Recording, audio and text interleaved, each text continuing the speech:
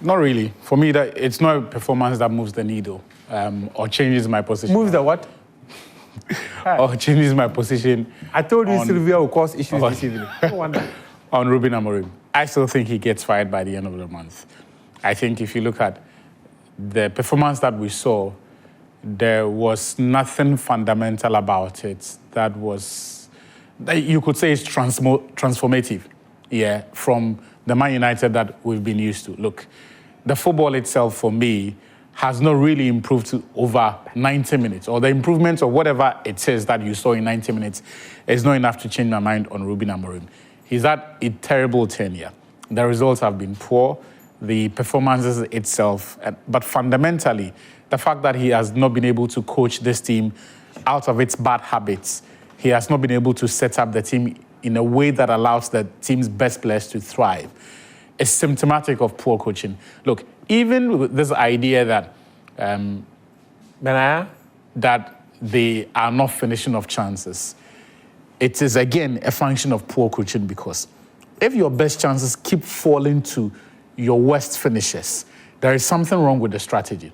Because coaching, in its simplest terms, is setting up your team to play in a way that magnifies the attributes of your best players, allows them to go out there and express themselves and be able to influence the game.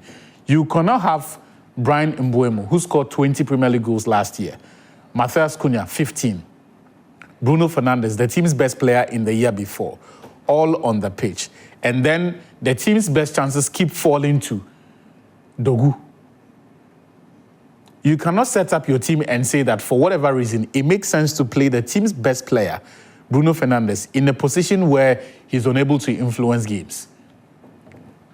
When you consider the fact that Man United almost every time go into games and they are so predictable. Like these days, it is, if you go onto any of the betting sites and you bet that before the game will end, Ruben Amorim is going to substitute one of the centre backs, you will win. Because in the 46 games or so that he has superintended as Man United boss, on 43 occasions, he has taken off his centre back.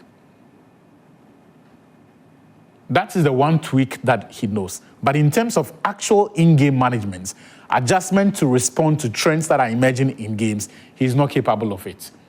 And look, the standard in the Premier League is so high that the least thing you can afford is to be predictable, is to be unresponsive to emerging trends, to what your opponents are going to do. So for me, I have said it, that he will be fired at the end of October. And why do you want someone's father to lose his job? That's someone's father, no. He's not bringing us happiness. But that someone's father is paid to make decisions. Yeah. Decisions that will end the benefit of the outcome of those decisions. Yes. Which is quite critical. Yeah. But he makes those decisions with a conviction that they will be in the best interest of the club. No, you see, he's not paid for the effort he puts in. He's not paid for the fact that he means well. He's paid because he don't laugh. He's paid because I shouldn't laugh. Don't laugh. He's paid because he offers a better guarantee on return on investments. That's the difference between the coaches who are paid £50,000 a week and those who earn north of 100,000. Because those who earn north of 100,000 guarantee you good football, improvements on the players that you have, and so adding value to your assets, and then they give you better results. That is the difference between, so those who coach at relegation-threatening clubs, they can also get you results, but they will play the sort of football Stoke City used to play. That's why I don't rate Arteta. That's my pet peeve.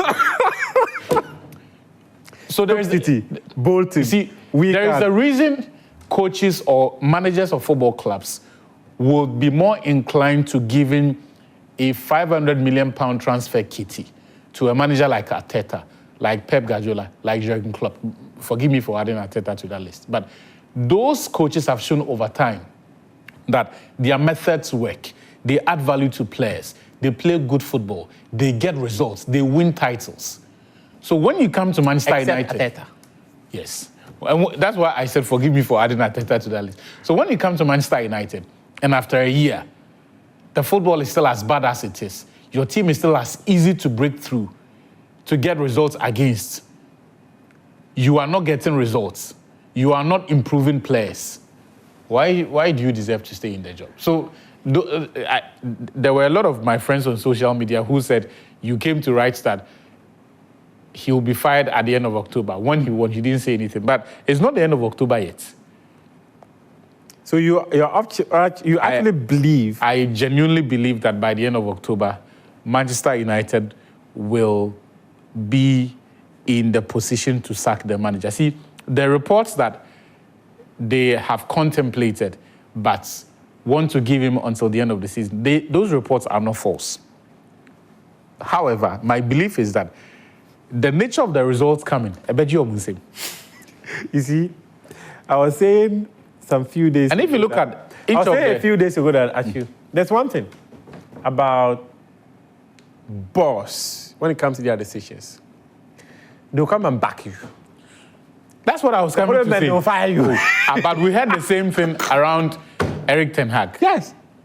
Ten Hag, Roberto Di Matteo, Andres Villas-Boas. They all had similar stories. Forget about Manchester United.